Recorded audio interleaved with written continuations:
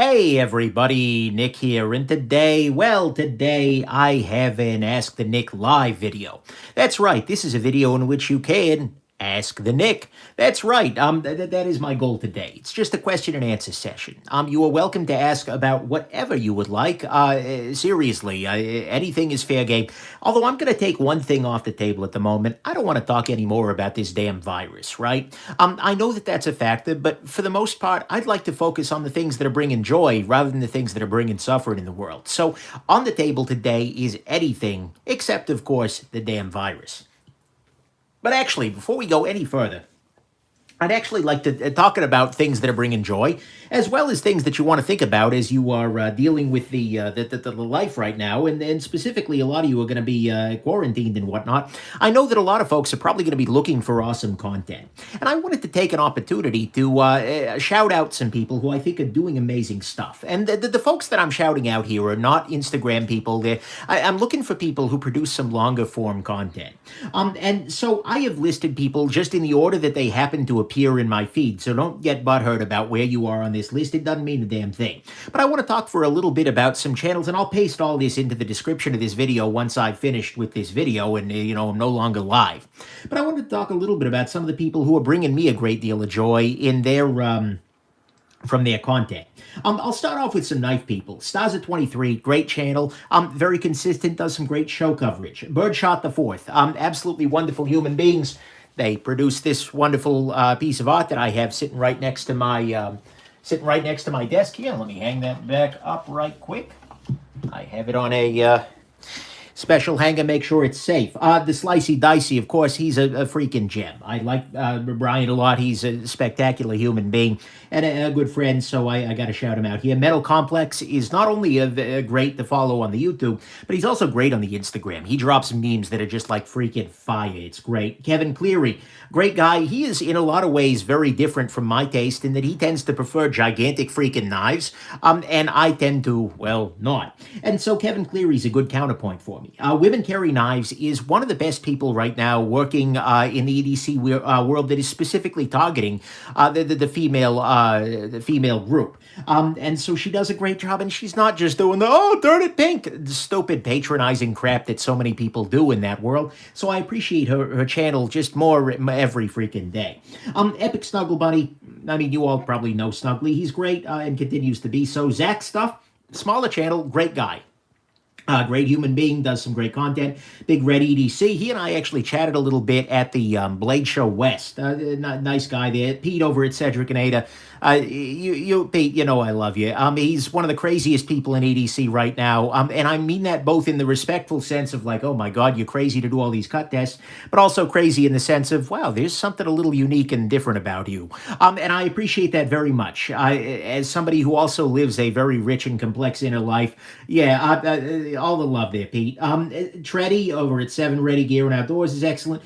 Some of you might not actually be familiar with Gear Geeks Live. This is a podcast that I do with my buddy Tony of Everyday Commentary, who's down here. He's also got a website. His YouTube channel is in a lot of ways less interesting than his website. And thank you, by the way, everybody who's donating and whatnot. I'm not focused on the chat right now. But anyways, Tony and I do this podcast, Gear Geeks Live. We're rebooting it, so to speak. We had some technical issues. Thank you, everybody who's donating. But we're working on that. So that's a joy. Oh, my God, Sid, thank you so much. I appreciate this.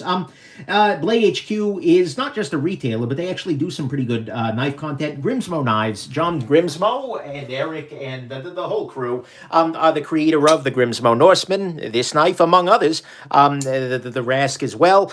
They have a great YouTube channel that gets deep into the machining side of it. Knife Crazy is another YouTuber. He's very good on the sharpening domain.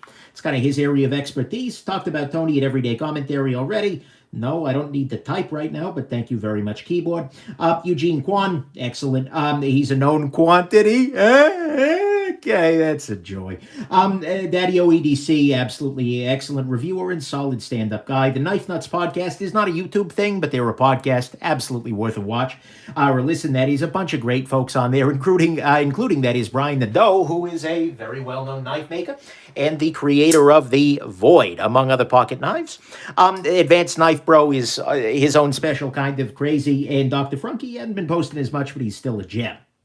If you're interested in watches, do not get interested in watches. Average Bros Knife Review, absolutely solid. A blog to watch is a fair thing, although weirdly enough, the username is a blog to read. Guys, make up your mind.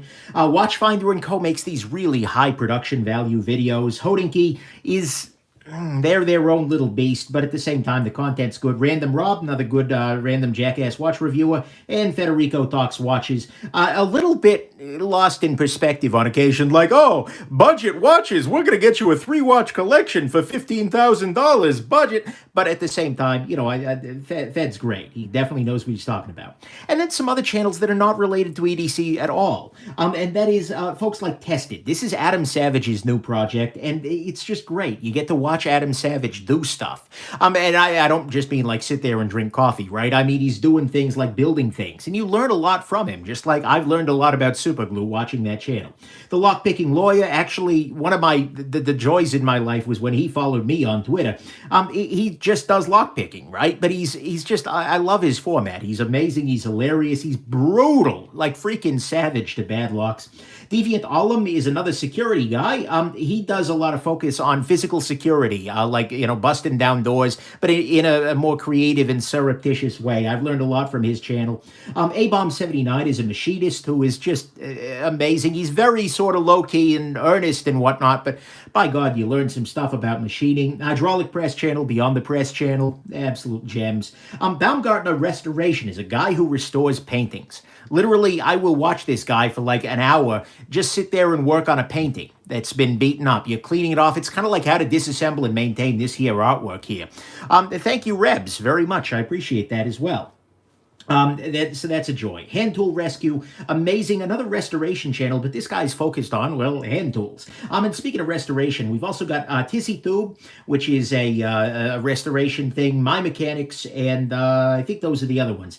Ox Tool Company is another machinist, but he's really kind of focused on really high precision stuff. He does these videos that are just like, I don't need to know anything about this, but oh my God, am I glad I know things about this. Like super high precision levels, how do you flatten a bed, just really cool stuff.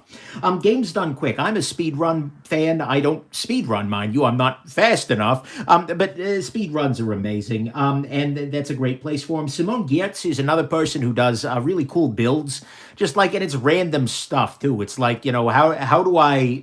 Just like Stupid Robots was her claim to fame. Now, that's not like, that's her term, by the way.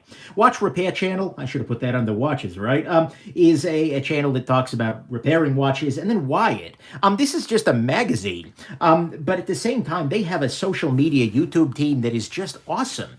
It's weirdly awesome. Like, they are surprisingly good at YouTube. And so you'll get these great interviews with people. They'll get, like, technique critiques where they'll bring on, like, they'll show a clip from a spy movie and then bring on a freaking spy to critique it, right? Just neat stuff. I've learned a lot of random things from there, and they've got enough content there that'll get you through a couple of days of sheltering at home, so to speak. So there's a lot of joy in all of those channels. Again, once I finish with this live stream, I'll drop those all in the description below.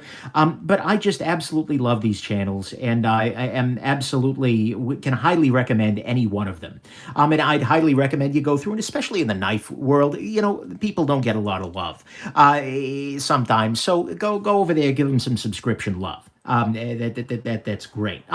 Next thing, sorry, I'm pulling up the chat here over on the. No, I don't need two of me. By God, one of me's enough. One of me's way too many. I'm going to try and scroll back here and check some of the. Let's check some of the comments here. Let's see here. We've got Eric Johnson says, should I buy a Shiro Neon for $750 like new? I'm sorry, for $450. At $450, depending on which variety of Shiro Neon, yeah, that's a pretty decent deal. That's pretty much approximating what they're probably actually worth. So there's a lot of joy there. Actually, I'm noticing that a couple of great people are in here already. We've got here Women Carry Knives is around. Ohio Knife Love is around too. A bunch of, hey, Connor, good to see you. Hope you're feeling okay. We've got Rebs in here. We got Sid in there dropping the major donations. All of you guys are absolute freaking gems. And like I said, the questions are scrolling by fast and furious. And if I miss your question, it ain't personal. I'm more likely to catch it because it's highly, and this is not like, well, I guess it is game theory in a sense, right? But I'm much more likely to answer questions that have donations with them, but I'm trying try my best to answer every one that I see. So if I miss your question, even if you can't afford to donate, just drop it again. Don't like keep repeating it in caps, because then I will pointedly not answer it.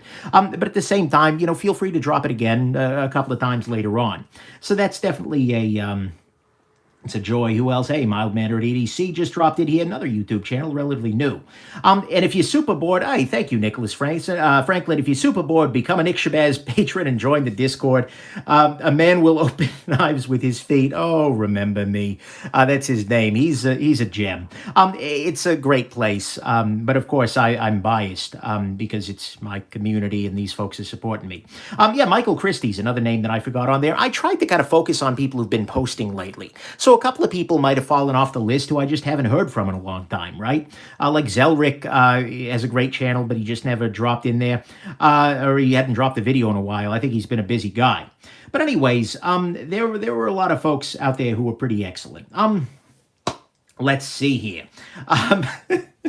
Oh, Connor, I like you guys for the real. He said, oh, he only likes us because we pay him. Let's see here. Oh, Best Damn EDC. Yeah, excellent. And yeah, Discord is for Patreon members. That's just because I don't want the full breadth of the YouTube comment section in my Discord, But, and just that way it keeps it a slightly smaller community, right? Just kind of connecting everything here together. So, go ahead and throw this on so you get a little bit of a look here. Go ahead and drop some questions in the chat. And these don't have to be questions about gear. And in fact, some of the more interesting questions are questions about things that aren't gear, right? There's a lot of cool stuff out there in the world. And so, yeah. What is my favorite Beatle? Asks Heel O. That's a good question. I'm probably assuming that you mean Beatle in the sense of musician rather than Beatle in the sense of little guy. I'm going to go with Rhinoceros Beatle in the general, just because they're kind of awesome looking, right? And because they're on the Massive Attack album, and that's kind of a win. On the other front, though, that's kind of tough for me to say. I think I'm probably going to go with George Harrison, though.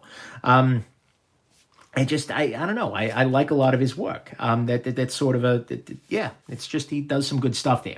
Let's see here. What do we got here? Nick, do you drink bourbon? If you do drink bourbon, then which bourbon do I prefer to drink? Thank you for the watch advice a few months ago that I gave you. Did I tell you not to get in watches? Otherwise, I gave you bad advice, my friend. Do I drink bourbon? No, I don't. I don't drink. I don't drink and I don't do drugs either. I got a lot of family history there. And so I've just decided, you know what? I don't need that to be happy, so I'm going to not do it. And you know what? I've saved a lot of freaking money.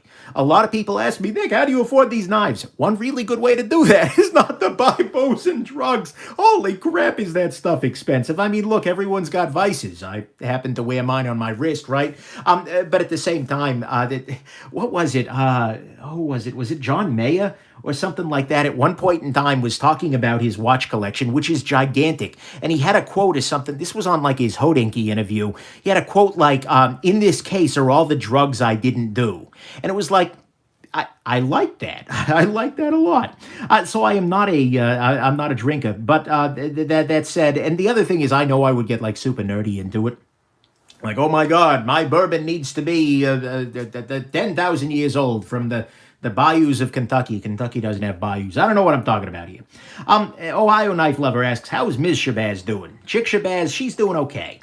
She is an essential worker. She works in a healthcare facility, a very small one, catering to a very specific but long story short, she's doing okay. There's not a lot of concern for her there, and she's getting paid, which is nice too, and she's helping people out.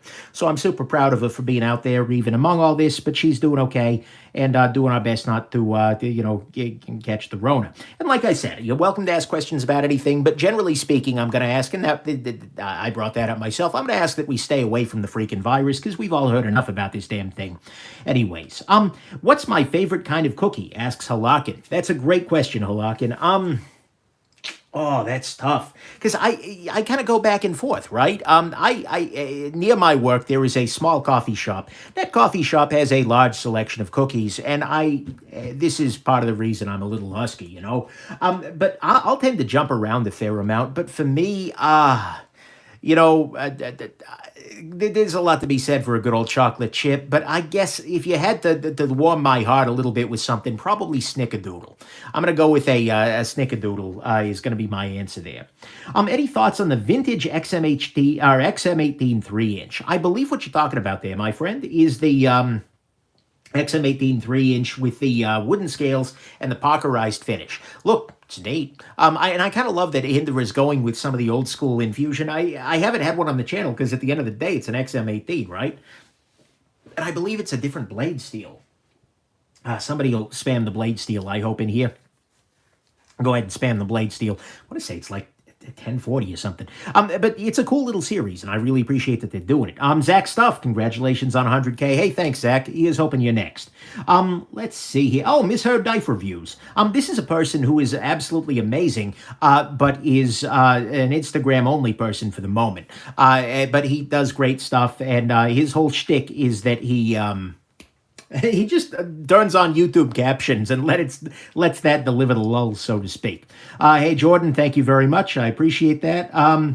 Let's see here. Oh, good God. Connor Smith asks, Nick, when will you make a video adding all the money and watches and knives in my collection? I'm curious how many tears will be shed. Never. Not once. Not even once. Oh, my God, would that scare me? No. Absolutely not, Connor. That is a number. That is a cursed number. I have a rough idea. I used to have a spreadsheet, and I actually, no, that's not true. I still do have a spreadsheet, mostly for insurance purposes, keeping things out of the safe and whatnot, or, knowing what's in the safe and whatnot. But at the same time, I'm not you just open it up when you go to grab your stuff. But anyways, what was I saying? That's just that gets to be a scary number pretty quickly. Let's see here. Kind of scrolling in, trying to catch up a little bit. Pineapple on pizza. Please say no, please. Well, mild manner EDC, no. That said, to your question about pineapple on pizza, absolutely pineapple on pizza. Come fight me. I have absolutely no problem with that. That is, as far as I'm concerned, frankly, the type of, if I'm going to order a pizza, what it's going to have on there is cheese and freaking pineapple. I know it's heresy to some, but you know what? It's freaking delicious heresy is what it is.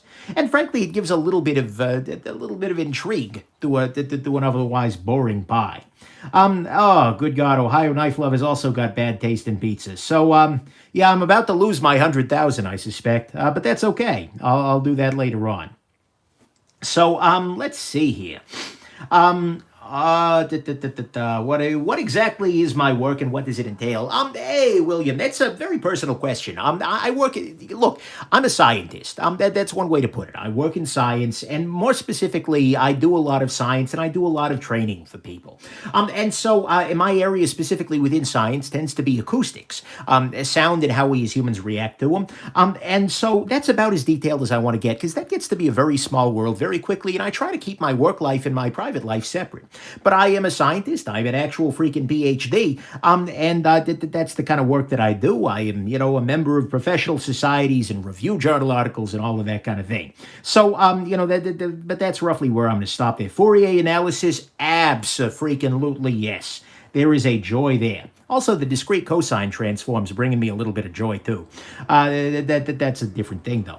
Oz Machine Company Roosevelt says, Video Supreme. Yes, on my list. Actually, this is something that's kind of I know you didn't ask this question, but I'll go ahead and answer it. One of the things that I always appreciate when a maker does, so regularly I'll have makers reach out to me, but sometimes when somebody's doing something interesting, I will reach out to the maker. I'll just say, hey, I see your work. I'm hearing a lot of great things about it. Actually, Daddy OEDC is the person who first told me about the Oz, and then Sky from Grimsmo. A couple of other folks jumped in. But look, I reached out to the guy on Instagram. I just said, hey, I'm loving what I'm seeing in your work. Is there any chance I could check one of these guys out? And he said, yes, absolutely. But the thing is, right now my books are closed, and I'm working on knives for my existing customers. Now, think about this for a second from just a purely a craven business standpoint.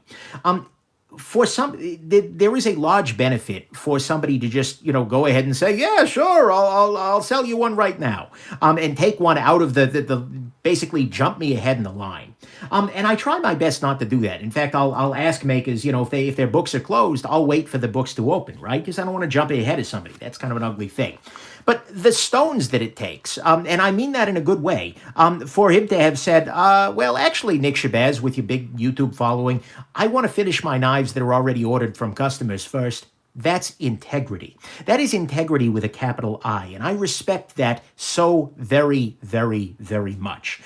Even if I wasn't interested in looking at his knives, I am even more so now. So I am on his, next time he opens his books, I'm going to try and jump in there. But for the moment, folks who have got one of those guys, it's absolutely a joy. Sidonian Knight says, how many rolls of toilet paper for my ZT0393? To start with, I don't have one of those. But the other thing is, dude, this isn't a virus that affects your butt.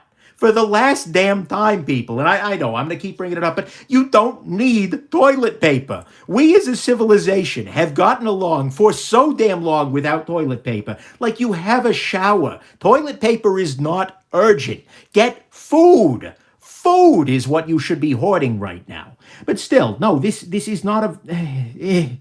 So, let's see here. What's the conversion rate now for TP? I don't know, but any number of it. Do I watch Ozark on Netflix? I haven't, Eric Johnson. Favorite TV shows? That's a good question. I, like many of you, just finished binging Tiger King with the wife. That was a that was a situation. It's nice to have your own family feel normal for a change, right? But anyways, and for me to feel normal, at least I'm not that. But no, other favorite TV shows. I'm a big fan of The Wire. As far as I'm concerned, that's probably the best TV show that's ever been produced. Absolutely magnificent show. Just from a narrative standpoint, from an every damn thing standpoint, The Wire was absolutely amazing. So I'm a big fan of that. What else am I a big fan of? ER was a very good show. It's an antique now. What else? The Office, Parks and Rec are excellent. What else have I watched and loved? Dexter was pretty damn good. Breaking Bad is an amazing show that I will never watch again. That is a dark freaking show. Like, seriously, woo. Same thing with Dexter, but, yeah, that's a serious one. So there are a bunch of great shows out there, but I think the one that rises to the top for me, and the only... Actually, no. Yeah, actually, that's the only show. Oh, Firefly was amazing, too. They freaking killed it. Guys, come on. Anyways, the Firefly is a great show, but The Wire wins for me, just in shows overall. Jason Quintana, I'm a big fan. Keep up the good work. Thank you very much, Jason. I appreciate that. Carter Smith checks out the Cubes comment. I have no idea what the Cubes comment is, but somebody can go on ahead and repeat that because... Oh my God, that sounds pretty interesting. Let's see here. What else do we have here? Tommy D, have I ever put a mirror edge on Damasteel? Yes. Where do I have a mirror edge on Damasteel?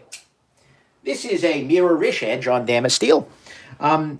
Which side is more mirror-y? Where is a cleaning cloth and some cleaning? This is the Olemic Knives Buska, and this is a Damasteel one. A little fancy. This edge right here, it's honestly not my best mirror edge. I have definitely done better elsewhere. This was one of the ones where I was learning hand sharpening, and I am still learning. I will perhaps never be, but you can definitely see that there is a mirror edge on there, and it's actually... Honestly, looking at it, it's not so bad. You still see some of the higher grit, low grit scratches, but at the same time, it's pretty mirrory. So yeah, you can definitely put a mirror edge on Damasteel. Actually, Damasteel sharpens up very nicely. It's not the hardest steel ever because that's the nature of it, right? But it strops nicely. It's just great. Let's see here. William Yeater asked, did Carol Baskin feed her husband to the Tigers? I have absolutely no idea, and I'm not going to speculate about her personal life. She's probably been through enough at this point with that show and everything. I just don't know, and I don't think any of us ever will. So that's a situation. Best Damn EDC. Hey, Best Damn EDC, good to hear from you. Congrats on the 100K. You get a studio notification. You have to order your 100K plaque. We need to talk. Yes, we should, Best Damn EDC. That's another great EDC channel that I think I just mustn't have posted so recently. Either way, check Best Damn EDC out, too. That wasn't like a purchase shout-out or anything. I'm just realizing, crap, I forgot somebody. And by the way, somebody who wasn't on that list, that doesn't mean you suck. That just means that I didn't remember to put you on the list. I was kind of scrolling through and seeing who I could grab and grabbing other things. But yeah. Let's see here. What's my opinion on a good knife for a mechanic?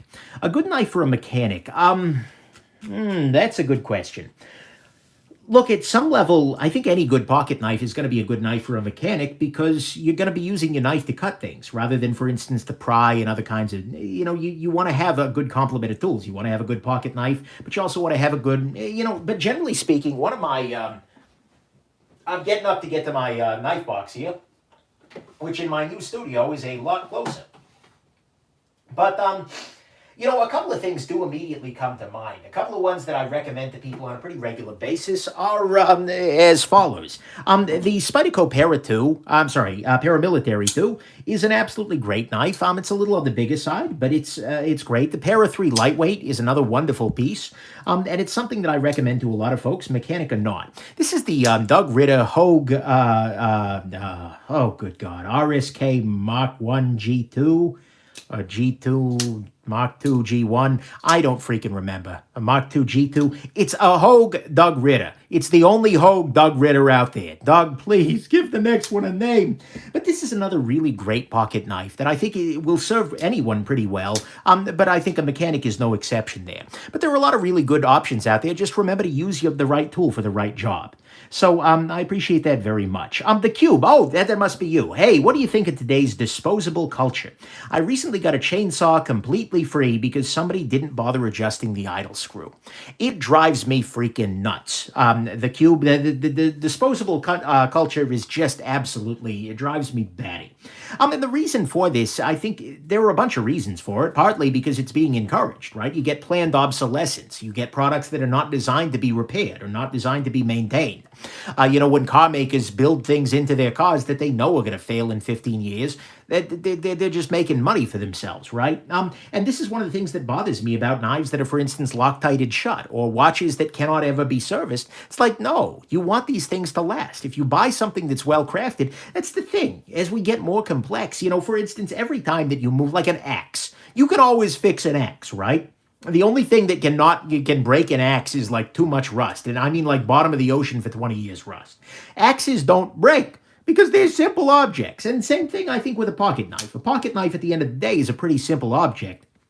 If you're using the proper, materials and whatnot, it's going to be good to go for a long damn time. And so planned obsolescence and disposable culture, which is, I think, a natural result of planned obsolescence, right? If people get so used to something being irreparable, after a while, they're going to stop trying to repair things. And that's sad. And I am definitely a big do-it-yourself kind of person wherever I can. There are areas where I can't do it. And I'm always very happy, particularly, I'm very happy to support people in the trades because, honestly, it's a better use of my time and theirs for me to be doing what I'm best at and them to be doing what they're best at, right? And so, I'm very happy to, bring my car to a mechanic or call in an electrician to do the job right and to pay him fairly for what it's worth. But at the same time, I want to see things reparable. I want to see things able to be improved, to be able to be fixed, etc. Because, by God, just environmentally, it's really ugly every time you throw something perfectly good away because one part broke and they won't let you fix it. So I'm a big fan of actual repairable sorts of items. And people, let's go throw the rat through in here. And people who are doing their best to make their items repairable. Daniel Nunez, great question. Daniel Nunez asks, do you watch anime? I do not watch too much in the way of anime. I've watched some. I've watched Death Note, is probably the series anime I've gotten all the way through. Have I seen any others? I've seen like individual movies like Ghost in the Shell, that kind of thing, but I'm not an anime connoisseur. I don't know a whole lot about it, so there you go. Oh, good God. DR asks, who is the knife foot guy? What's your favorite go-to snacky food? That's a good question. I got a bunch. I'm a big fan of a good old-fashioned apple when I can get one. Payday bar, like if we're talking candy bar, I'm going for Payday, right? If you're going to be into watches, you better look forward to them paydays because you're going to need them. What else is really good and freaking snacky? Good old-fashioned tortilla chips, hummus. Oh, God, yes, hummus. What else? Okay, go ahead and judge me. That's fine. You can judge this. If you go to the baking aisle in the grocery store here in the U.S., you can get basically chocolate chips, but they're Reese's peanut butter cup flavored. I may or may not own a bag of those, and I may or may not periodically just go downstairs and pour part of that bag into my hand. I can't say that I'm proud of this, but at the same time, it is a thing that I will do, and that's a situation. So consider that there. What do we got here? Scrolling. Cameron says, if you could recommend one knife under 150 bucks for your EDC, what would it be? Not a big knife collector, but I enjoy my knives. Also, previous Medford employee. Those reviews make me laugh. Good, I'm glad to hear that. All in good fun. Under 150 bucks. It's hard for me to say because knives keep creeping up in price, which is driving me crazy lately. Things that used to be under 150, but a couple of good options. I think the Hogue here is actually not far off of that. It might be 160, 180. I think the Cold Steel 8015 has jumped over the 150 mark here recently. If you can stretch a little bit, the TRM Atom is probably the knife I'm recommending most lately. I know that the Spyderco Chaparral will come in under that price. Here, I'll just leave you here for the moment. And under 150, what else are we talking here? 150 is actually getting a little bit trickier these days to do right. Yeah, Spyderco Dragonfly is another gem if you're looking for something relatively small. I feel like I've kind of hit on a lot of the really good options at the moment. Also, of course, the Spyderco PM2, although I think that's over the price anymore. But yeah, there we go. What do we got here? Let's see. Scrolling. And sorry, guys, I'm a little behind the curve at the moment. Let's see here. Tyrion asks, have I checked my mailbox lately? I have, but this is crazy. God, I keep talking about the damn freaking Corona guy. I have actually been quarantining my mail, specifically new boxes coming in from folks. So I'll pick things up over. Oh yeah, Mannix 2 is not a bad choice at all. Let's see here. I've been quarantining my mail and just kind of letting it cool off for a couple of days. If I don't absolutely need something, because I use a lot of rub and alcohol for disassemblies, right? So I don't waste it. So I'm just giving some time to cool off. That's completely, I think it's probably overkill. I don't think it's truly necessary, but it's not a bad idea. And so, yes, I have your package, Chris. I am absolutely going to open it, but I'm going to open it on Sunday, just because I don't know where everybody in the chain was. No, I'm not saying you're infected. I'm just saying every other jackass who's touched the damn thing since might be. So, that's the situation. Let's see here. Okay. Triple EDC says, Slicey Dicey says his mail comes at 9:30 a.m. Do you believe him? Yes, absolutely I do. My mail person at my P.O. box, where I pick everything up, comes around 10:30. 9:30 is not that much earlier, right? Yeah, it's a big thing. And yes, do take every precaution. A good buddy of mine is potentially down with the Rona right now. Healthy young guy. So please be careful. Again, wash your damn hands. Pay attention to the news media you're reading. Be careful what you're touching. Wash your damn hands and stay home. Protect everybody else out there. Let's see here. Who is this Birdshot the Fourth I mentioned? They are related, in fact, to the Birdshot IV. I think I've got a Birdshot IV. Yeah, this is one of my very favorite little knives, just because I like Frankie and Bird a lot. The Birdshot IV right here. I just love the way that they did this little guy. I'm a big fan of that. Maybe perhaps not as big of a fan as I am of this particular guy, who are still available over at Blade HQ, by the way, if you're curious. Little Victorinox Classics. But, okay. Back to the grind, so to speak. No, wash your phone again. He said, I'm never washing my phone again. No, wash it. Wash it regularly. Let's see here. Where is the Z Hunter? The Z Hunter is... That's a good question. Why do I not have the Z Hunter out?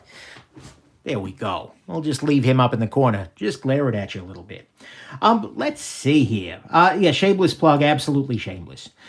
Best under 50. Probably, I'm going to say the Ontario Rat number 2 in D2 Steel, although Civivi's been pushing some great value lately. They've had some good stuff. Let's see here. The Artisan Cutlery Centros is good. Where are you? Centros, come here for me. Well, I'm sorry, it's CJRB, but that's Artisan as well. They're pretty solid. Who else is good? CRKT, Ruger, LCK. right there on the side. Actually, the Cricket Overland is pretty good. I haven't, and I mean overland in the sense of overland, rather than overland in the sense of lots of eggs there. Overland is a, nobody made that mistake. What am I? Look, back at the ranch, it's the Schwartz design. It's pretty damn good. I've been carrying that guy and enjoying it. So put the Z Hunter in the middle, comes the request. Okay, absolutely. Right there in the middle. Let's see here. What do I think about Rex 45 as a blade steel? It's pretty damn solid. I'm a fan of Rex 45. I haven't really spent so much time with it, but it's good. Absolutely good to go. Let's see here. The term jackass, do I use that to offend people or what? No, I just use it because I'm a random jackass. Why aren't you? I mean, look, it says right here on my business card, Gem Hunter, gear reviewer, fashion blogger, random jackass. I'm willing to call myself a jackass, so, you know, I think we're all jackasses at some level. Look, I mean, come on. I own this. I cannot argue that I am not a jackass at some level or another. Joseph Hammett says, what fountain pen would I recommend under $75? That would be the TWSBI Eco. Hopefully my voice doesn't drop out too far as I go back over to the case. This is a really nice pen right here. For the price, oh my God, yes. Oh my God, yes. TWSBI TWSBI Eco, E-C-O. And frankly, that's my pen recommendation right up until you get to like Lamy 2000 territory. That's a good one. Let's see here. What's my favorite Shabazz alternative? That's a good question. So right now, speaking of Shabazz's, right now I have on the table the Chris Reeve Knives Shabazz 31. This is, in effect, just an upgraded Shabazz. Like, they're damn near the same thing, right? Any other company, this would have been just like a quality control improvement. They made a couple of little tweaks, but it's a fine knife. And this one, by the way, has no lock rock or anything like that. So that's nice. But nonetheless, best Shabazz alternatives. Those are tough, right? I mean, what is a Shabazz alternative exactly? Does it have to be on washers, etc.? For me, it's going to be the Spyderco / Bowie. Unfortunately, it's discontinued. But I keep hoping that they'll run back around sooner or later. But that's it's tough to say. What else could be a good Shabazz alternative? Like the Monterey Bay Knives, EZC, that kind of thing would be pretty good. But there are a bunch of good options. Spyderco compression lock or Benchmade axis lock, asks Spencer. Well, here, I'll show you the two. Come here, Benchmade axis lock. This is the Benchmade mini bug out with a set of Rogue Blade Works carbon fiber scales that I freaking love. Actually, on Saturday, you'll be getting a review of the mini bug out, and on Sunday, you'll see these scales get installed. But the axis lock works by sliding a little bar, and I know this is old hat for a lot of knife folks, right? But it works by sliding a little bar onto the back of the blade there, so it locks into place. The compression lock works fundamentally differently. You've got a little groove right here in the top of the blade, and then this little piece of liner slips on over into that groove and gets trapped between this pin and the bottom of the blade. So it would have to compress the knife for it to fail on you. They're both very nice locks. In a lot of ways, I don't know. I think a well-adjusted axis lock has a lot of joy, and the biggest joy with it is it's completely ambidextrous, right? There is absolutely no reason that a sliding bar-style lock, like on this Hogue, or a good old-fashioned axis lock it's just as good for lefties and righties. The compression lock, I think, has a lot of joy as well. Nice free-swinging actions. I think they're both good. I think it's more a question of the knife it's attached to. You can only get a compression lock on a Spyderco. I'm not saying that's a bad thing. I love Spydercos. They do great work, but at the same time, that's a situation. They're both good. It's not a great approach, but it's a thing. The Cube asks, best EDC for a poor person. $30 dues. Assuming you mean dollary due in the sense of US dollars, because I don't know what Australian dollary dues are at these days. Really good dollary due level knives are going to be, the Cricket LCK is a pretty solid choice. I want to say these were around $25. QSP Parrot's not bad. CRKT's actually got a surprising number of reasonably good knives under $30 these days. I'm trying to think of some of the other ones. I want to say the Inara was under 30. What else has been in there? CJRB's been dropping some good. There's an increasing number. One of the things that I might do, and I'm not committing to this, But I'm thinking about for this summer. Hopefully, the world is going to calm down a little bit. Calm down, world. But hopefully, I'll have some freaking time over this summer here after some projects have wrapped up for me, and I will try and do because I've been busier than ever. I'm working from home, and oh my god, am I working? It's like the first time in like a month I've been able to sit down and just like do some quality nothing for an evening, right? But anyways, I'm hoping very much to do a rehash of the best budget blade competition because I think that would be a joy. One of the very best choices is the freaking Open L. Come here, Open L. Where are you?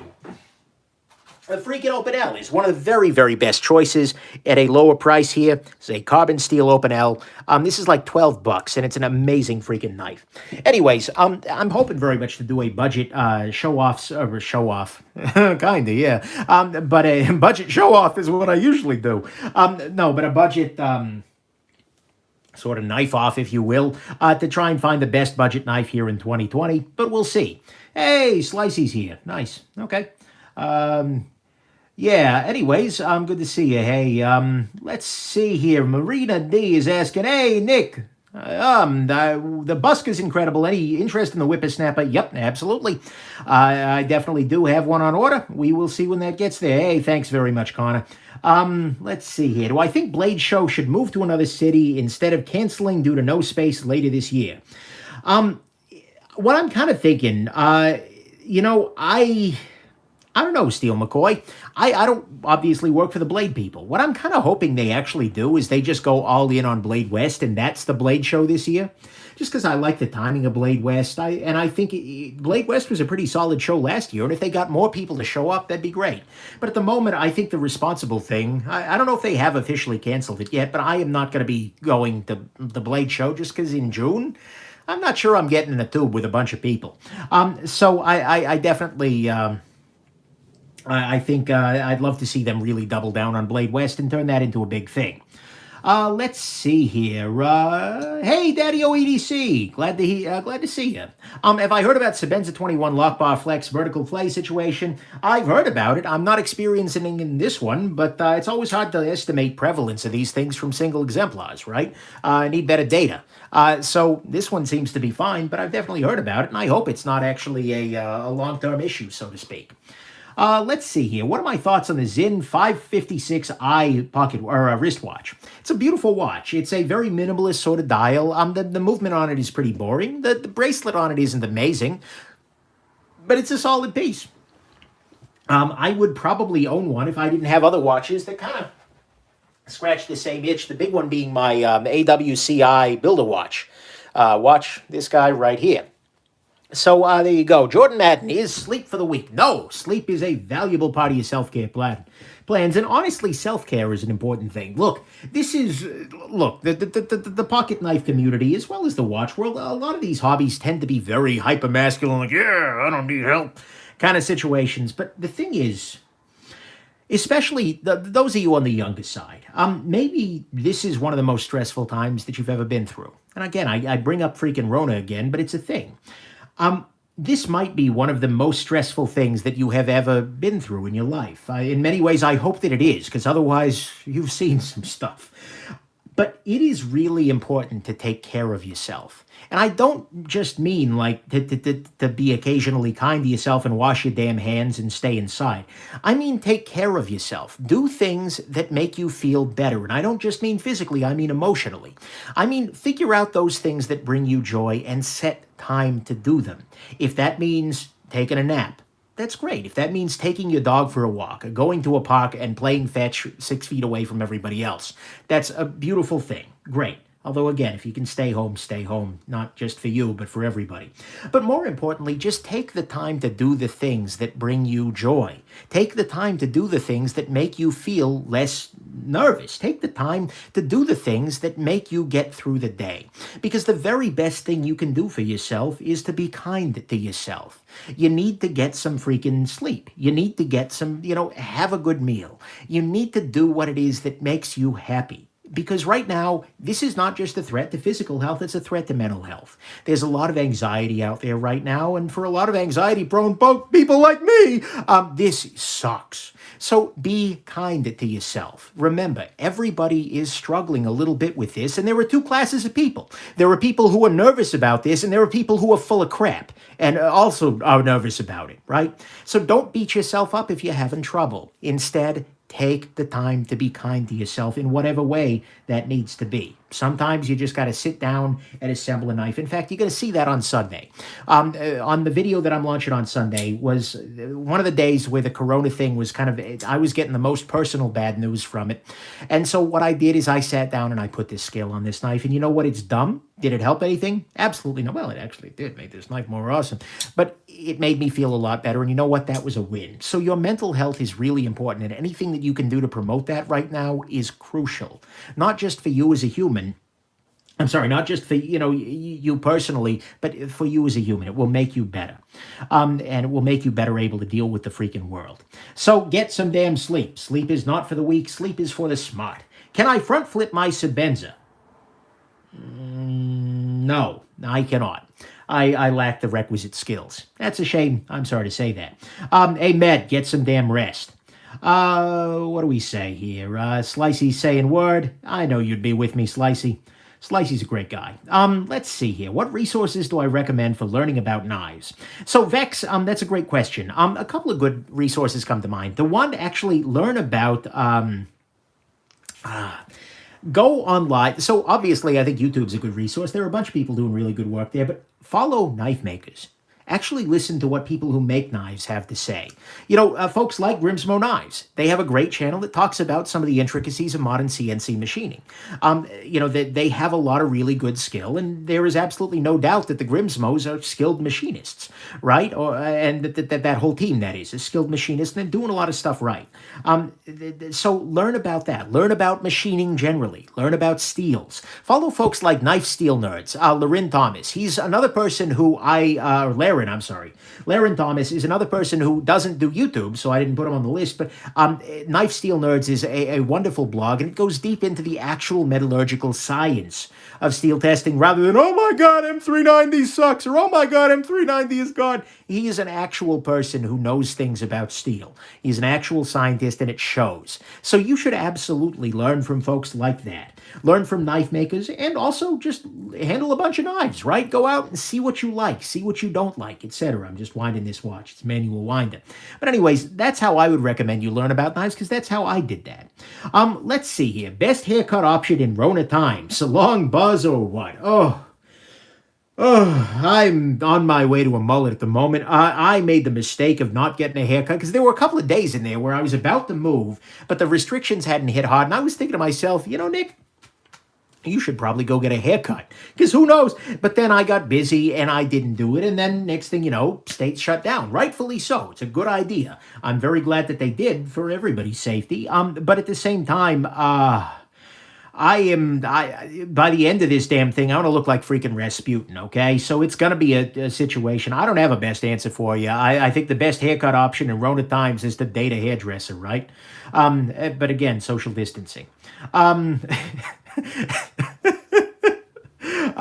Sorry, I'll sleep when I'm dead at 40 from not sleeping. Yeah, that sounds about right. Good call. Am I looking forward to the Wee Knives banter? This is Ben from Blade HQ. What is up, guys? Ben. That was a bad. Sorry, Ben. I tried. But he actually worked with Wee Knives to get a knife designed. And it's an interesting piece. It looks like a very basic utilitarian knife, and I'm very curious to check one out. So I definitely want to see that. 100% the Wee Knives banter is something I'm curious about. If nothing else, I respect Ben a lot. I think he's a really solid guy. My buddy Sakari over there says, since I started working from home, my struggle has been not oversleeping. Sleep is a coping mechanism. It is. And I think there's a level at which that's actually very healthy, right? I mean, if sleeping in prepares you a little bit better for the day, then by God, sleep on in. At the same time, yeah, you got to make sure it doesn't get too crazy, right? Otherwise, yeah, you got your own set of problems there. Let's see here. Have I heard of the SW609? Never heard about it. Sorry about that, Camphor. Knife Dude is asked about 45 times, Sevivia Kilo. What are my thoughts? Haven't handled one yet, so I'm sorry I can't help you there. Let's see here. Given the great compression lock and the upsides of the design, was the Spyderco Smock on the short list for Knife of the Year 2019? I don't know that it was. I recently broke and bought the the Knife Joy Edition smock with the 20 CV blade and the Smooth G10. Hasn't arrived yet, but I should be getting it out of quarantine sometime in next week probably. But either way, it'll be a very nice knife. The smock is a very cool design. I think that some parts. Watch my comparison of the custom versus the factory, and that'll show you a little bit more about some of my feelings on that knife. I think it's very good, but I don't know that it's Knife of the Year material. But I can definitely see Smock designing a Knife of the Year later on because the button compression lock is amazing. Let's see here. Any attraction to cars and the like. Another thing not to get into, it's a dangerous game. Adam, I absolutely have a bit of a thing for cars. Mind you, this is a bit of a thing for cars in the sense of, wow, I really like knowing things about cars. I'm interested in them, but the thing is, at the end of the day, I don't have the money to get into cars. And I don't have the money to get into exotic cars. So the car that's in my garage is a freaking Toyota, right? It's easy to repair. Like, it's relatively inexpensive to repair, which is nice too. It runs just fine. It's a beautiful thing. It's not fast. It's not, oh my God, but it works. And so at the end of the day, I'm looking at cars as a functional tool. But that said, oh yeah, there are some beautiful things out there. Like Maybach, oh yeah. Or at least Maybach back in my day was doing some amazing stuff. Or the, the Merc XL, or I'm sorry, SL. Ooh, that was a thing. Wee Knives Kite Fin is actually downstairs in quarantine right now. So I'll let you know when I get it out of there. Should be a beautiful thing. Let's see here. We ever going to see a Spyderco One-Eyed Jack review? No, Dante, I don't think we are. It was a relatively short run, as I recall. Or maybe they're still in... I want to say that got discontinued. Basically, by the time I was about to look at it, it got discontinued. So I think I'm going to go ahead and pass on that one. Let's see here. Thoughts on your first real watch, the G-Shock G2900. G-Shocks are a great choice. And as a matter of fact, on the day that I was actually, doing the movingest of the moving, what was on my wrist but the Casio? Come here, Casio. Where are you, buddy? I know you're around here. This right guy right here. This is the Casio F108. It's not a G-Shock, and actually I do have a G-Shock on the table. This was a Christmas gift from my godparents, who thought I might be willing to, might be interested in reviewing it, which was great. I absolutely will. But is this that model by any chance? No, I don't think so. Look, I don't know any of the codes for the G-Shocks. I'm not a big enough G-Shock fan, but G-Shocks are an absolutely great watch choice. So there are a lot of really good options out there in the watch world. Here, I'll stick this guy over here in the corner. Yeah, I've got a whole pile of watches I need to do some reviewing on, including this little guy right here. This is a Casio Edifice, which is sort of the Oceanus on a bit more of a budget. This, of course, being an Oceanus. Big fan of Casio, though, generally. Let's see here. What all do we have? Any plans to do a review on Big Eye design pens? Maybe. They're not on the front of my radar, but perhaps they should be. Feel free to send me an email and tell me why. Right? Let's see here. Can I tell Slicey Dicey S90V rules? Sure. Hey, Slicey. Let's see here. Jason Brackett says S90V rules. But for the most part, I'm afraid I'm probably not going to... I don't know. There are lots of steels I would have out there. S90 is absolutely solid, but it's not the one that I need. Let's see here. I hate sharpening S90V. Yeah, that's definitely a thing, Slicey. There are a lot of the steels I would rather sharpen than S90. That's for damn sure. I'm still a big fan of the M390 20CV 204P thing. Cameo, would I ever review multi-tools? I have reviewed multi-tools many times. As a matter of fact, right here is a multi-tool on my table for review. So I suppose the answer is yes. And one of my very favorites is the Leatherman Wave, and will always be. The Wave is just spectacular. Big fan of the Wave. Let's see here. Nano Oil versus Knife Pivot Lube. Go to nickshabazz.com/tools. That has a listing of all the tools I use on a regular basis. Nano Oil's great. Knife Pivot Lube is great. I will tend to use a little bit of each, but usually I'll use Nano Oil on bearings and KPL on washers. I think that suits their strength, but you could just as easily use both. Use either one on both kinds of things. Let's see here. Omega Seamaster versus Tudor Black Bay. I have made my choice, and my choice is the better bracelet of the Seamaster. And I'll be real, there's a part of me that's a little bit nostalgic. This is a James Bond watch, and I was a James Bond kid. And by the way, the very best James Bond is Roger Moore. Connery, a little rapey, let's be real here. Pierce Brosnan is pretty decent. I'm not a big on James Bond. Dalton, I think there was one other. I don't know. And we'll see who the next Bond is. I'm really gunning for Idris Elba. He would knock that out of the park. James Bond, Idris Elba, make it happen. I would be very happy there. But Roger Moore, I think, had the nice, at the very least, he's the most Nick Shabazz-like of the James Bonds, right? Like he's a little bit more snarky, a little bit less, man. I think he was a really good pick. So yeah, Lazenby, yeah. Let's see here. What are we doing? Bada Rustic Gent says, Otaru Masumune. The Bada Rustic Gent, thanks to my review, I agree this carbon fiber is an odd choice. I hope somebody makes replacement bolsters. If they did, what materials would I like to see? Honestly, I'd like to see more micatas and more varieties of micarta. Or maybe a nice stabilized wood. I'm a big fan of wood. I'm a big fan of micarta. I think there were a lot of really good options there. I just think carbon fiber is a little overplayed and doesn't belong necessarily in a traditional sphere. So there you go. Stop. Yeah, see, Idris Elba would be amazing. Everybody's agreeing. Played a great role, and he could do Bond? Absolutely, he could do Bond. I would be 100% okay with that. What would be a good folding knife for James Bond to use? Oh, that's a good one. That's a really good one. What would be a good James Bond-style folding knife? I feel like it would be something relatively small and fancy. Honestly, this particular configuration ain't bad, right? It's super lightweight, it's super small, fancy. This is Benchmade Mini Bug Out. Could be something, I don't know, like Shiro Neon Zero could be a solid choice. What else? Maybe an out the front, but that's a little, it depends on your James Bond, right? Yeah, let's see here. Who else? Yeah, Protec could work. Protect Godfather maybe is a little, again, it depends on your James Bond. I think Connery could rock the Godfather. Who else? What else could be a good Bond knife? I don't know. There are, like, Richard Rogers could do a good Bond knife, I think, too. Let's see here. Mixmaster Festus, okay. Nick, love the show. What's your viewpoint on people like Lynn Thompson who carry multiple knives every day, and is it worth it? So Lynn Thompson, this is the proprietor of Cold Steel. He is a very colorful individual. I met him at one point in time at Blade Show. I've actually met him a couple of times.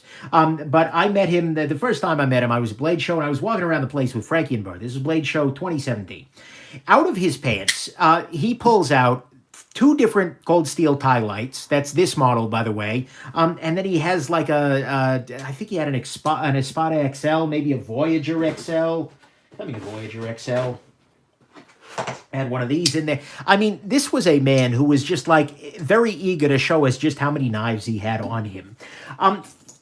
I personally don't strongly feel that need. The one time when I will do something like that is if I am carrying something that is exceptionally big and murdery for review, and I happen to be at work. So, like, what's an example of something I would... So, like, okay. If I happen to be carrying something like the CRKT Shock, which is a little on the large side, what I might do as well is carry something a little bit smaller in, like, for instance, my key pocket. I might throw in, say, the Spyderco. In this case, this would be the Man Bug. And I've dyed this guy. This was originally bright orange. It's actually a gift from a good friend of mine. But anyways, I will sometimes throw, like, the Man Bug or something a little bit smaller and more less intimidating in the pocket as well, so that if I am in a situation where I'm around somebody who might be a little bit hoplophobic, so to speak, a little bit afraid of a pocket knife, I can bust that out instead. Makes things a little bit easier. But aside from that, generally speaking, I'm a one knife sort of person. Mick Kime asks, "Hey Nick, what do you think of Sonos speakers?" That's a really good question, Mick, and actually I'm a big fan of theirs. I've been a fan of theirs for a long time, way back before they made speakers. Sonos is a company that is they're kind of approaching audiophile. They're like as close as you get to audiophile without the crazy. And so I'm a big fan of theirs. In my office, like 6 feet over there, I have a Sonos Beam as my desk speaker, which works amazingly for it. In fact, it's complete overkill. But it's great. In my bedroom, I have a Sonos One, and in the living room, I replaced my hi-fi system with a Sonos Playbase. Is the sound quality as good as a true hi-fi system? No, it's not. But it is 97, 98% as good, but with just one cord that you freaking plug in.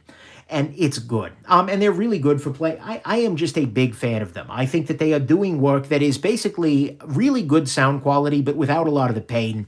That's a joy for me. So I'm a big, big fan of Sonos. Bryson Lee asks, "Hey Nick, would you ever get into the balisong world?" The answer is honestly no. Unless we are talking... Tell me a balisong. I know I've got a bally around here someplace, but it's not a good one, so yeah, that's the situation. Look, I am not skilled enough to use a bally. I'm going to be real here. I have absolutely no balisong skill, and I know that if I got into that world, I would just be cut up in my hands, and frankly, they're illegal to carry around these parts too, so the ballies aren't going to be my, they're not going to be my world. Just a second, I'm going to grab some freaking water right here. Alexander asks, "Favorite Beatles song?" Oh, that's a good question. There are a lot of good ones. Eleanor Rigby's a pretty damn good song. Hey Jude, pretty good song. Anything else? Well, My Guitar Gently Weeps isn't the Beatles, but it is a Beatles, so that's something. Who else? There were some good ones. I think I'm going to go with Eleanor Rigby, though. If I just had to pick one Beatles song that I could listen to, that was the only one left, I'd probably go there. Good question. Let's see here. Airsoft Luke, ask your question again. Again, I'm trying. I'm drinking from the freaking fire hose over here. Well, actually, I'm drinking from this here water bottle, but still, I'm drinking from the fire hose. I'm trying to. There we go. What did I just throw? Oh, that's the top to my water bottle. All right, whatever. All righty, there we go. Thank you, Michael Douglas. I appreciate. Interesting. Let's see here. What's my take on assisted opening knives? Good question. They're fine. Here's an example of an assisted knife. This is the Z Hunter here. It has an assist that makes the blade, for those of you new to the knife world, an assist means that when you go past a certain point, there is a spring that kicks in and opens the blade the rest of the way. That's a fine thing. Honestly, I feel like they're getting less and less necessary. As budget makers are getting better and better at producing really excellent detents, such that a knife can be a flipper that doesn't require an assist, it's less interesting, right? Because assisted knives, you need to provide a lot more force to close. I don't know. To me, they're getting to a point where it feels a little bit lazy.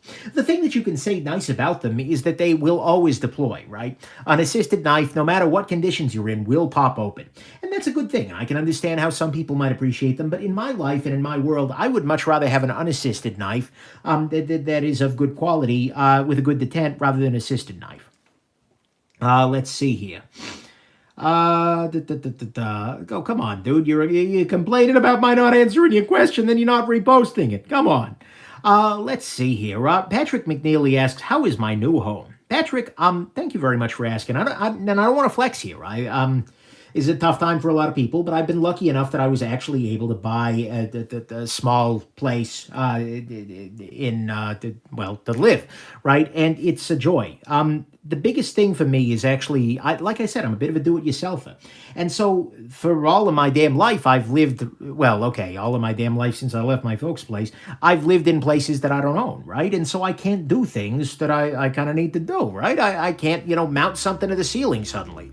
By that, I mean like I'm running a wire from the power strip, from the garage door opening outlet over to a power strip someplace. Like, I can't do the kinds of stuff I need to. I can't just, take that damn door off the hinge, etc. I mean, well, let's be real. I've done that in the past and put it back, but it's nice to be in a place where I'm responsible for it, but I can also fix things. I can also do that without having to worry about it. Of course, that's going to bite me in the butt when things start breaking and I got to pay to fix them. But at the same time, there's a real joy there. And frankly, it's just nice to have a place that I know I can call my own for a while. And I don't have to worry about the rent going up. I mean, the mortgage is going to go up, let's be real, but I don't have to worry about the rent. And that's something nice. The Z-Hunters come with toilet paper because of how crappy they are. Then they'd actually be worth something. What do we got here? Has that guy posted his damn question yet? He has not. That's annoying. Alrighty. What do we have here? Recommendations for folding knives under $20. That's going to be the Open L, maybe the QSP Parrot. So yeah. What do we got here? Oh, Kershaw Bally's. It was the question. I actually haven't handled them. I haven't been spending too much time with Kershaw and ZT lately. They just, yeah. I've been focused elsewhere. There are a lot of, the nice thing that we have is we have a lot of really good companies out there. And so I've been trying to focus my efforts a little bit more elsewhere. Let's see here. Dylan Mandel says, I bought one of the Ruikis you just showed. I lost it in my house. I want it to die. Oh, well, look, it's a great knife. And the thing is, if you lost it in your house, you'll find it in your house. So sooner or later, I found a knife when I was actually moving. Where is that knife anyways? Give me a knife. Here we go. As I was moving something, this knife had slipped behind the bookcase. And I'd been trying to find it for a little while. I also found my Knife Nuts Podcast Challenge coin, which is just, God, is this thing amazing. And so then I found those two things as I was doing my... as I was moving. So sooner or later, you'll move and you'll find that. Hey, thank you very much, Tyler. I appreciate that. Have I gotten an advanced Knife Bro style stump for my yard yet? I appreciate very much that you think I'm wealthy enough to own a yard in Southern California. No, I do not actually have a yard, and so unfortunately, I do not actually have a stump. I am remaining a relatively indoor jackass. Housing prices here are completely and totally ridiculous, so I have gone the condominium route instead, and frankly, I think that suits me just fine. I've mowed lawns enough in my life. I'm good. What would I choose, Bug Out Freak or Crux? Oh, that's tough. The Ferrum Forge Crux, Mass Drop Ferrum Forge Crux, the Benchmade Bug Out, or the Benchmade Freak. That's tough. Instead of the Benchmade Freak, I'd probably go with the Hogue Ritter guy. Just good action, good steel, good price. It's probably where I'd go there. The Mini Bug Out is pretty excellent. Ferrum Forge Crux is just a fundamentally different knife. I don't know. I can't make that call. But I would definitely choose this guy over the Freak these days. And probably, yeah, this is just a really good knife.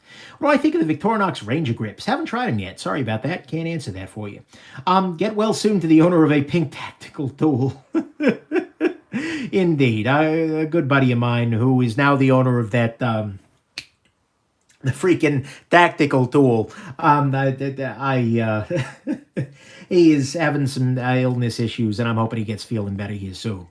Let's see here. Any knife makers, I would say, are ones to watch. Oh, that's a terrible thing to say about a knife maker right now. Just because that means they're going to have trouble selling keeping knives in stock. A couple of folks I'm watching, Oz Tool Company, or Oz Machine Company, whatever the heck his name is. He's definitely doing some impressive work. Who else? The Holtz are doing amazing stuff, but the people are already watching them. Hogue is a company that's actually been doing really... I'm loving their branching out a little bit, right? Did I really just scratch my void live on camera? I did. I absolutely just hit my void with this Benchmade. Well, that's dumb. It's mine now. Look, at the end of the day, this is... So, okay, A, don't be an idiot like me. That was a bad idea. But nonetheless, at the end of the day, one thing to remember is that these are tools, right? And one of the very best things that you can have as a perspective as you're using them is like, well, that's a sign that it's gotten use. It's a sign that it's gotten some love, right? And so every time, in this case, it's love from a freaking idiot. I'm going to stop. I'm just going to stop. I'm going to put my hands here, just spread out and not hurt anything for a couple of minutes here. But at the same time, that is a sign that this particular knife here has had a life, right? It's a part of... Guys, go to a better live stream. Seriously, go find somebody worth a damn. Nonetheless, I recommend that you consider life in that way, especially with watches and things like that. If you try to keep everything pristine, you're just going to drive yourself crazy. It's a little bit of wabi-sabi, so to speak. Just in that I am a freaking idiot. So consider that there. Can I show off that Grimsmo, please? Yes. Does that void the warranty? Okay, here, let's try this. Come here. Stay. Stay. Good boy. So yeah, a little bit of wabi-sabi indeed. If I had to consider picking up the mantle of another superhero, which one would it be? Triple EDC, I have considered that. As many of you know, I am in fact the Batman. But the thing is, that's more of well, I talk about why Batman in one of my videos, right? But if I had to choose another superhero, I would go with Zorro. Because wearing a Batman mask at a public event for 3 hours sucks. Wearing a Zorro outfit, where you're basically wearing a hat and a bandana around your eyes, that seems something more reasonable. So I'm going with Zorro. Zorro. That said, if I was going to actually be the superhero, Iron Man's got a pretty good gig, right? He's a gigantic freaking nerd, scientist, engineer type, and, you know, fabulously wealthy. You know, I could go with the Iron Man thing. Let's see here. Nick Poole. Deadpool is hilarious, but not quite my style. Let's see here. Thank you for the poop emoji. I appreciate that. That's kind of you. Can we see the customized Holt Spectre? Absolute beauty. Yes, we can. But I'm going to go on ahead. I'll leave the void here just to share my shame. But I will take off of the table a couple of other things just to clear a little bit of space for it. That way I'm less likely to, you know, yeet something at it and end up hurting it too. Because I think only one knife needs scratching here today. Actually, none of them did, but here I am just being an idiot, right? We'll go ahead and throw the Spectre up here. There we are. That is a beautiful freaking knife. Here, I'll go ahead and clean off the handle a little bit so you can see it sparkle in the moonlight. I don't know if there's moonlight out there. Actually, it wouldn't be visible through this window anyways. So, yeah, that is the customized Holt Spectre down here at the bottom. Sing the Super Freak song, Nick. No, I think I'll pass on that. But nonetheless, what do we got here? Sell you the Spectre? No, sorry about that. I'm a fan. What bands have I seen live? Sidonian Night? That's a good question. What bands have I seen live? I have seen live... who have I seen? So when I was very young, I went with my parents to a Melissa Etheridge concert. That dates the heck out of me, but that was a situation. Who else? I have seen Smashing Pumpkins. I have seen 30 Seconds to Mars. I have seen No Doubt, as well as I think Paramore opened for them. Not a huge Paramore fan, but they were there. Who else have I seen live? I don't go to a lot of live concerts, actually. It's just not necessarily my scene. I'd rather listen to stuff at home, right? What else do we have? I feel like I'm missing a couple. But Jenny Owen Young's band. This is like a chick, right? But absolutely amazing young musician. She's been, I think, moved away from music and is now focused on a podcast dedicated to Buffy the Vampire Slayer, which feels like a little bit of a loss to me. But at the same time, not that Buffy's a problem, just like, dude, you're an amazing musician. But actually, I think what happened is she found happiness.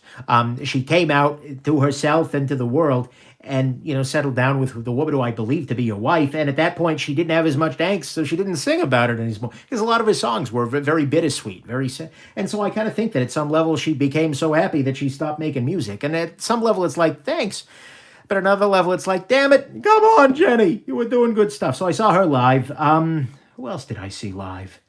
Rachel Yamagata was live. Who else? I think I'm missing a couple of other folks, but at the same time, I haven't seen all that much live music. So I'd love to see a couple of bands that I would love to see live. Unfortunately, Fleetwood Mac is no longer touring live, and that's not great. I would much rather have seen them kind of all together. What was it? I think Lindsey Buckingham left. Big Fleetwood Mac fan, at least. Who else? I'd love to see a bunch of the electronic musicians I listen to live. But I'm not really a rave type, and a lot of them are now like relatively famous. So like the ticket costs are insane. Like I'm not freaking going to Hakkasan or something like that and paying $1 billion. I'm not cool enough to go to the places these people play. So Tiesto, Sasha, that kind of thing. A bunch of good stuff out there. Let's see here. How old am I? I am about mid-30s. Biggest bath I ever took. Oh. Remember I tell you guys not to get into watches? Do not get into watches. I bought the Omega Planet Ocean. Absolutely an amazing watch. Just huge. Just super thick, super heavy, etc. And I ended up trading that guy for later on I traded that for a Tudor Pelagos. And basically I ended up with through a long series of trades and sales, I ended up buying this guy. And that is about a $2,000 difference in terms of MSRP. I paid a little bit less for the Planet Ocean, so it didn't hurt me quite as bad. Screw it, I'll put on the Omega. But nonetheless, that was a heck of a bath. Watches are a good way to bathe deeply quickly. Let's see here. What else do we have here? Herman knives are amazing. Herman knives are actually both of them, because those are charitable donations. They're sitting in the charitable thing, waiting for me to, for the world to get a little less crazy so I can do the charitable giveaway. Let's see here. Did I move to California from somewhere else, or am I native to Cali? Well, considering I don't say hella, that's NorCal, I know. I am not a Cali native. I actually immediately before I was in California, I was from the Michigan, but I was only there for a few years, and before that, I've lived elsewhere in the country. So that's the thing. What is the most expensive knife that I'd be willing to loan to a non-knife person? Greyholm, I think that it's not really a question of that. It's who's the person. If it's somebody who I know to respect tools, then I'm happy to hand them something pricey. But if it's somebody who I know is going to just like cut cardboard on a freaking cement floor, I'm probably not going to hand them the Norseman. I might give them something closer to the PM2 or something I know they won't hurt. Or at least they'll have a lot of trouble doing it. Mick Kime asks, do I have any musical training? Mick, I absolutely kind of do. Absolutely kind of. That's the quality answers you demand. I do have some. I've learned a lot about music. I'm not very good at music, but I've learned a lot about it, and I appreciate it very much, but I'm not a good musician. This is the CKF 520, which is absolutely a wonderful thing. Let's see here. Good but not great. Unfinished act. So Argos. See, that's the nice thing about having multiple people doing reviews, right? Triple E EDC just said, I have a review, good but not great. For me, I like it a lot. I think it's just absolutely amazing. And so, I think that there's a joy there. See above Super Chat. I think I missed something. Maybe. Oh, am I going to keep... thank you, Andrew, for pointing that out. Am I going to check out the Quiet Carry Waypoint? I absolutely do want to, and yes, I know you'll take that void off my hands. We'll see. Once my Knife Nuts podcast void arrives, maybe I'll do that. Maybe I'll sell it your way. But for the moment, I think I'll hold on to this one, now that I have made it mine by being a complete and total moron. And indeed, I am a moron. Favorite genre of music? Probably electronica. And within electronica, probably trance and psytrance. A big fan of like Spangle, that kind of thing, but also a lot of good old-fashioned classics. Like Sasha Expander is probably one of my very favorite albums in the world. Old, no one's freaking heard of it, but it's really good. It's amazing. Chemical Brothers are pretty good. Absolutely. Let's see here. What is my favorite knife with wood scales? Probably, I've got some wood scales on my Spyderco Shaman at the moment. Although it's not actually wood. It's a pack of wood, but, so I put that there. Other knives with wood scales. I've got a set of wood scales on this Adam. I like that a lot, too. But that's not a thing. Can I do a disassembly of the Fox Radius? Yeah, maybe. I haven't been in the future. I haven't really been focused on it, but yeah, maybe one of these days I'll pick one of those guys up. Dylan Mandel asks, when you're less busy, are you going to update the Google spreadsheet? Yes, so Dylan, the very best way to get information on a knife is just to watch the review, right? The spreadsheet unfortunately stopped getting updated when the guy who was doing the updating got super busy. He got himself a new job. And although I've made a couple of, I poked a couple of people and said, hey, if one of you guys is super interested in taking on the task of, updating the spreadsheet, please do let me know. And I'd prefer to work with somebody I already know and trust well. But, that's a, pardon me. It's not the Rona, okay? I just swallowed wrong. But nonetheless, I definitely do want to keep that updated. I just had a little bit of a problem too. With that. Is that my own 520? Well, it's certainly the one I own at this point, yeah. Let's see here. Somebody's telling me that Boston sucks. You must have just looked at a road map of Boston. What's the opinion on makers overpricing their knives just because of their name? Deadpool, it's not a great thing. There are a lot of people who raise their prices into the hype. And, I would argue the Grimsmos absolutely did that. And, certainly it's problematic. The Holts they've raised their prices some, but it's not so much that they've raised their table prices, it's the secondaries that's exploded. I think at the end of the day, knives have to compete with one another, and a good name is a good thing, and if a good name means great quality, then they're going to match their price. But I think any maker who ever utters a sentence along the lines of, well, I'm so-and-so, so I can afford to charge that, won't be able to afford to charge that for too long. And so that's not a good thing. Let's see here. What do we got here? Rolex. That's not a question, but Rolex is a brand of watches. In fact, it's a relatively well-known brand of watches. Maybe you've heard of them. I'm assuming that the underlying question there is, Nick, do you own a Rolex? Will you ever own a Rolex? I do not own a Rolex, and there's a pretty decent chance that I never will. Unfortunately, Rolex is, speaking of people charging a lot of money based on the name, I would love to own a Rolex, absolutely, but the thing is, when I look at how much I would pay, for instance, for a Rolex Submariner versus this Omega, which in a lot of ways is, at the very least, technically equal, potentially technically superior, I just have trouble with it, right? I'd love to own a Rolex Explorer 1. That's a beautiful watch. I would absolutely own the crap out of that. Or a GMT Master 2, especially the Batman configuration. Oh, yeah. It would bring me no shortage of joy if I owned one of those guys. But the thing is, when I look at that and I think to myself, okay, I could spend 15 grand on this, or I could put that against my mortgage. The mortgage is going to win.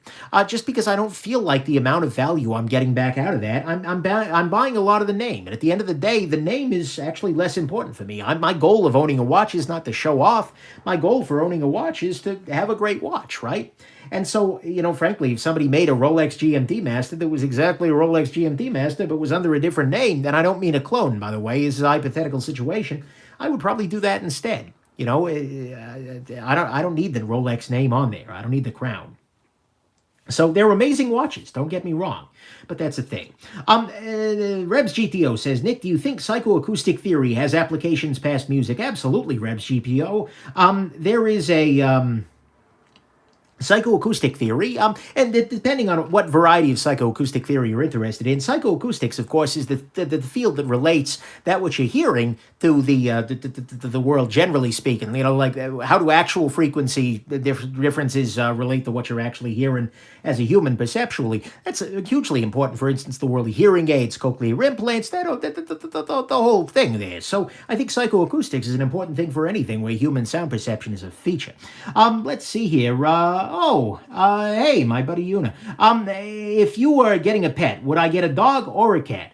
Hey, Una, it's tough to say. I know that my wife is a cat person, and I'm kind of allergic to cats. I'm kind of allergic to dogs, too. I know that my wife would really like to get a cat, and so if we were getting a pet, we'd probably end up getting a cat. Honestly, I'm pretty okay with any variety of creature. I've also, though, been very close to some dogs out there. Something big and houndy. But the problem is we live in a condominium, right? We're not looking at huge amounts of, vast freaking tracts of land or anything like that. So it's kind of cruel to get like a Great Dane or something like that for a smaller condo. No, that's not a possibility. So at the same time, I like dogs, I like cats, but I think it's probably a nicer thing for us not to have pets at the moment. But that's I don't know. Or at least to be creative in pets. Get like a pet rock or something like that. What else do we have here? Can sound be used as a weapon? Asks Mick Kime. That's an interesting acoustic question. Did they ever figure out what happened to the ambassadors in Cuba? I don't think that's been, at least if that's been solved, the answer's not been declassified. But sound can absolutely be used as a weapon, right? I mean, sound is just pressure waves. It's compression and rarefaction in air, right? That's fundamental to sound, right? You get a bunch of air molecules close together, far apart. And so if you put enough air molecules close together, you're going to blow out somebody's eardrums. That's a freaking weapon right there. Absolutely 100%. You can injure people and things with sound. But I think there are probably more efficient ways to injure people. So I don't know. That's a thing.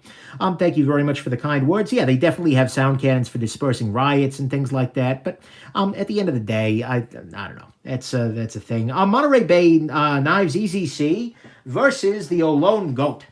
That's a really good question. That's exactly the question I'm going to be asking in my review of the Olone Goat. Here, let me get this Holt out of the way here so I don't destroy it. And I'll go ahead and take the fifth off the table here, just so again, to minimize the destruction. These two knives, the Olone Goat and the Monterey Bay EZC, are both pretty excellent pocket knives. The EZC is a little cheaper, and the new version of it, when it comes out, is going to be an integral, which is going to be even more interesting. For me, the Olone Goat is a great knife, great action, a whole lot of joy to it. Thin blade. The biggest issue for me is just right back here. This blade is just way too close, and so you have to keep this bottom part of it unsharpened. That's a design flaw. And that's what's keeping this from being the greatest of all time. And so for me, I think I'm going EZC. The design is a little bit more vanilla, but at the same time, that's probably where I would go. Let's see here. What else do we have? Oh yeah, ultrasound is definitely used in medicine. That's a great thing. Let's see here. Talon Say mentioned me in a live stream yesterday, said it'd be cool to do a collaboration. Yeah, absolutely. I'd be game. You should just reach out to me. Let's see here. Thoughts, have I ever owned a Hinderer? My friend, I have owned a bunch of Hinderers. You should go on ahead and check out my review of my various Hinderers out there. What movie character would the Respect buoy be perfect for? Just a second here. Let me go grab the Respect so that way you can see it. That one's actually being kept in the other room. Here, other room. There we go. That way I can show this to you with all due respect.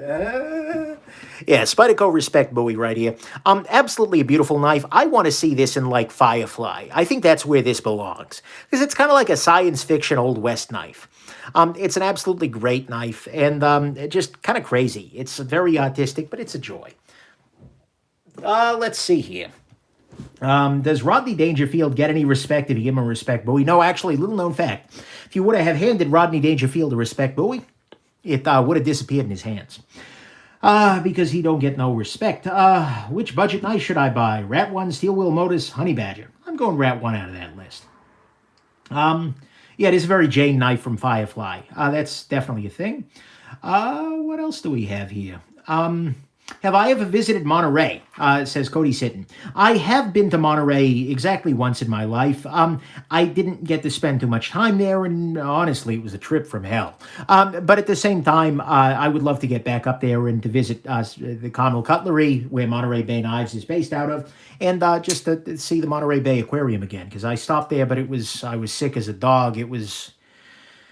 that was bad. But at the same time, it's a beautiful thing. Have I got my hands on a Blade HQ exclusive G5 Metamorph with shred carbon fiber? I have not, but the Metamorph is a great knife, so you should do that. Carl, what is your background education-wise? I am overeducated, Carl. I've got a bachelor's, I've got a master's, and I have got a freaking PhD. All of them and again, I try not to be too, because, once you get into my area, it's gets pretty specific and pretty identifying pretty quickly, but I'm related to acoustics. We'll just put it that way. From which school? That's getting pretty identifying. No, thank you.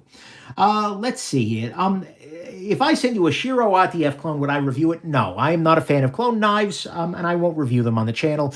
I don't think it's something that we should be supporting, because the same people who are selling you clone knives that are labeled as such are probably also ripping people off. So don't support the clone world. It's not a great idea. Do I have a guilty pleasure knife? Oh, that's a good question. Do I have a guilty pleasure knife? I mean, yeah, I do. Other than that, though, guilty pleasure knife. What's a guilty pleasure knife here?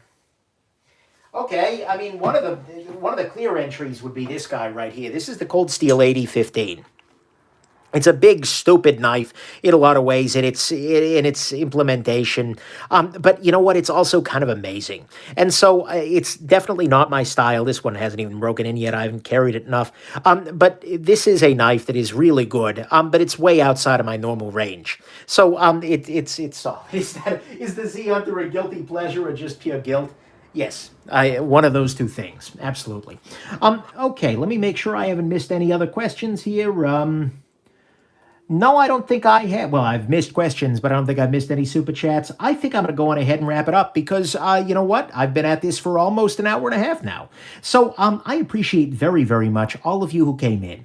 For those of you who joined in late, make sure and check after this video airs. I'm going to do a video, or I'm going to post in the description of links to a whole bunch of great YouTube channels, as well as podcasts and otherwise that I think you should absolutely check out. That might make, if you, for instance, stuck at home with a little extra time on your hands, it's a great way for you to spend a little bit of time learning, seeing the world, and seeing some interesting things, and throwing some love to some channels that really deserve it. So anyways, there you go. Thank you, everybody who joined me tonight. Thank you, everybody who donated tonight.